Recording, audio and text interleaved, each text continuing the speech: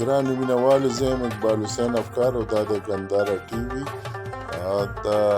نومبر په 19مه نیټه د اتوار په ورځ په مردان کې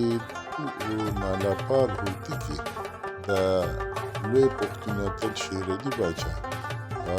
ډیرې ته لاړو. هلته مراد باچا د هغې کشر ورور دی او د هغې د بل کشر ورور ډاکټر امجد صاحب په دیره کې ډاکټر اسرار صاحب او پروفیسر اویس قرني صاحب سره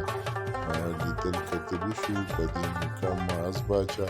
چې د ډاکټر اسرار صاحب زوی دی هغه او زما وراره ازلان خان هم ناست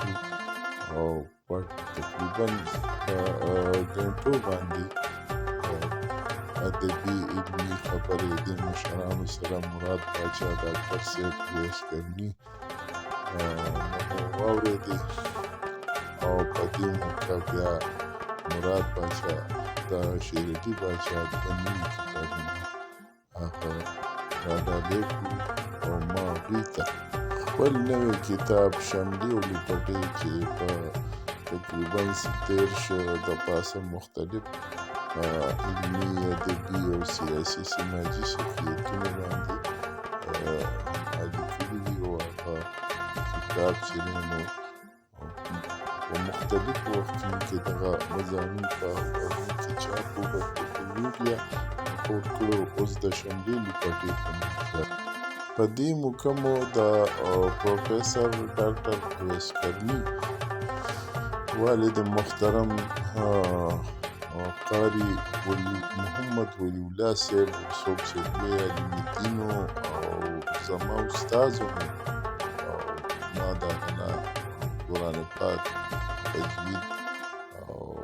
پیدا کام کې ویلي او نن په زه سلیکټډ مخارجو او پوهېږم نو دا د ارواحات قاري محمد ولی الله صاحب نو دا هم د ارواحات قاري محمد ولی الله صاحب د محنت برکت دی.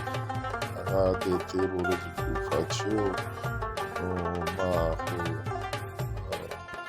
په سوشل میډیا ټلیفون د لارې او بیا پریس کلبو کې هم د اویس قرني سره غمرازي کړې وه خو د هغې ځای ته ورغلی نه وم نو په دغه موقع ما همدا د قاضي صاحب محمد ولی الله صاحب